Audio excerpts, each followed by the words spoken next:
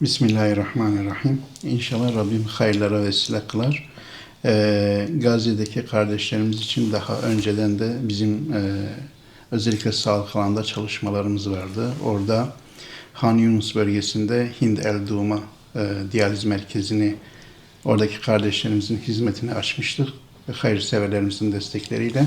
İnşallah bugün de Şifa Tıp Kompleksi içerisinde bulunan Beşeri Kalkınma Binası'nı şu an sözleşmesini yaptık.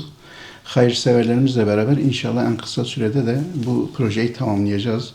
Projeyi çok önemsiyoruz. Projemiz inşallah Gazze'deki doktorların yetişmesinde, uzmanlık alanlarının ilerlemesinde, gerek hemşire gerekse diğer sağlık personelinin eğitimi için çok önem arz ediyor.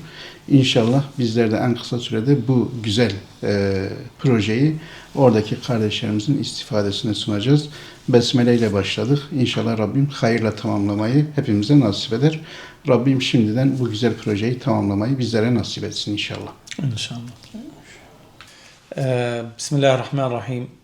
يعني هذا المشروع يأتي في إطار دعم القطاع الصحي في قطاع غزة، وهو من المشاريع الحيوية لبناء قدرات الإنسان في قطاع غزة، وهذا يعني نسميه على المدى البعيد بناء الإنسان، لأنه يعني أهم بكثير من بناء الحجر وبناء المرافق الصحية.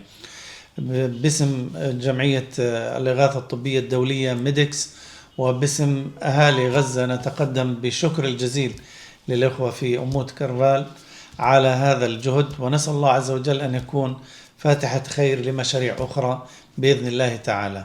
شاكرين ومقدرين لكم هذا الدعم، ونسأل الله أن يكون في ميزان حسناتكم جميعا. ممكن بس نضيف انه في مجمع الشفاء الطبي. نعم. لو نضيف انه في مجمع الشفاء الطبي